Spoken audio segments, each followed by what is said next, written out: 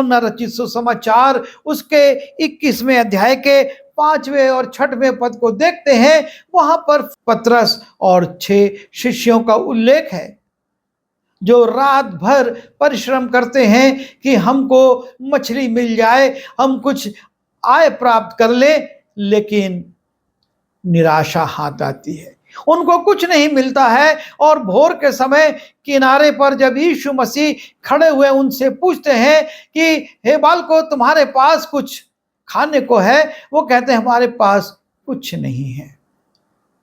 और तब यीशु मसीह कहते हैं अपने दाहिने जाल डालो। उन लोगों से जो कि मछुआरे थे, जिन्होंने उस झील में जिंदगी अपनी व्यतीत की थी, कहाँ जाल डालना है, कहाँ पर मछली को मिलना है, वो जानते थे। उसके बावजूद रात भर उन्होंने मेहनत करी, कुछ नहीं पाया। और तब यीशु मसीह ने कहा अपने दाहिने ओर जाल डालो। और जब जाल डाला तो इतनी मछलियां आ गई कि जाल खींचना मुश्किल हो गया। लेकिन वो देखते हैं कि इतनी मछलियों के आने के बावजूद जाल फटता नहीं है।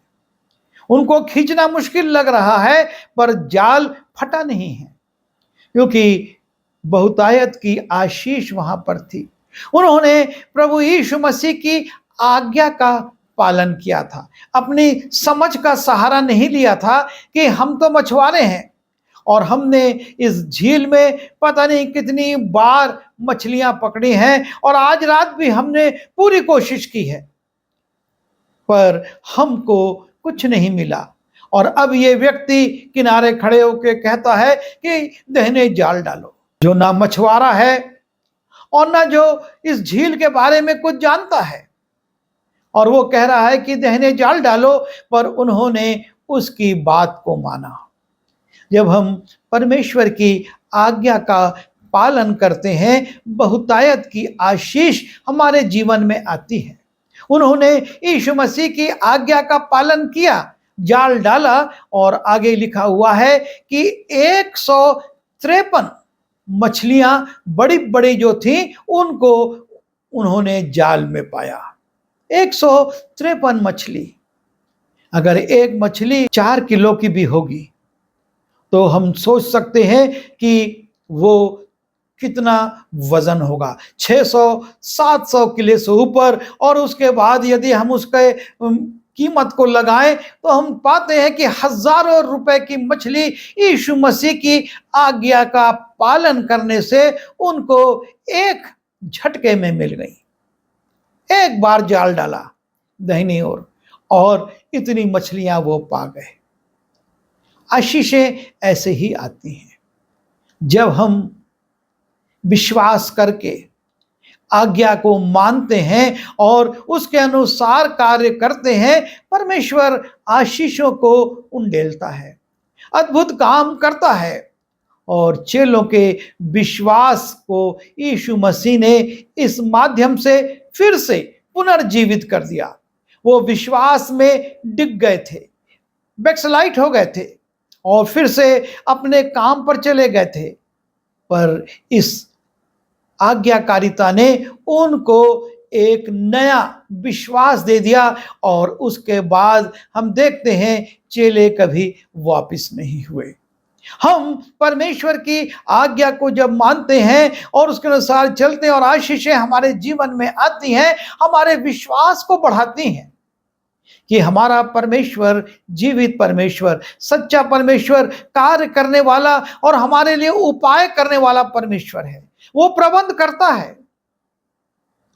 अब पतरस को और इन चेलों को खाली हाथ अपने घर नहीं जाना था, पर 153 मछलियों को ले जागना था।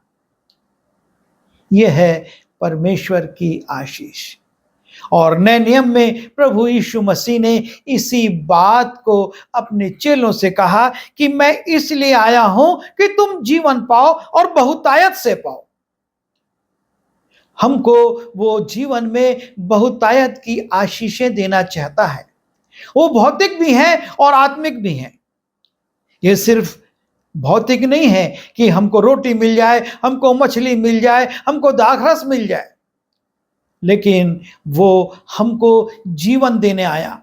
वो जीवन जो आत्मिक है, जो कि अनंत काल का है। परमेश्वर ने यूहन्ना 3:16 में यही लिखाया कि जो उस पर विश्वास करे वो नाश ना हो परंतु अनंत जीवन पाए। वो 1 वर्ष, 2 वर्ष, 50 वर्ष, 7 वर्ष या 70 वर्ष का जीवन नहीं देता, लेकिन वो अनंत काल का जीवन देता। और इसलिए यीशु मसीह आया कि हम जीवन पाएं और बहुतायत से पाएं।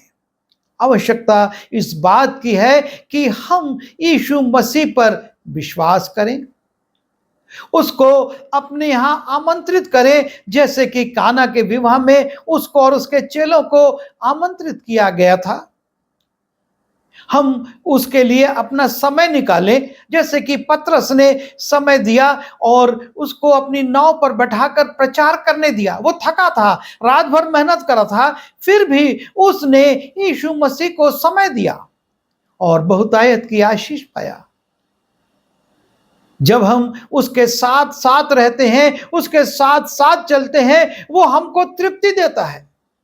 जिस प्रकार से ये 5,000 और 4,000 की भीड़ तृप्त की गई, क्योंकि वो यीशु मसीह के साथ साथ घूम रहे थे, वचन को सुन रहे थे। और जब हम उसकी आज्ञाओं का पालन करते हैं, निश्चय वो हमारे लिए उत्तम प्रबंध करता है। और इन गुणों के माध्यम से, इन आज्ञाकारिता के माध्यम से न सिर्फ हम भौतिक आशीषों को पाते हैं, लेकिन आत्मिक आशीषों को भी, आत्मिक जीवन को भी, अनंत जीवन को भी पाते हैं, जो ना पैसे से, ना योग्यता से, ना शिक्षा से, ना ऊंचे पदों से प्राप्त किया जा सकता है। वो केवल हमको यीशु मसीह दे सकता है। और इसलिए आवश्यक है कि हम अपने प्रभु यीशु मसीह को आमंत्रित करके उसको समय दें, उसके साथ साथ चलें, उसकी आज्ञा मानें और बहुतायत का जीवन पाएं।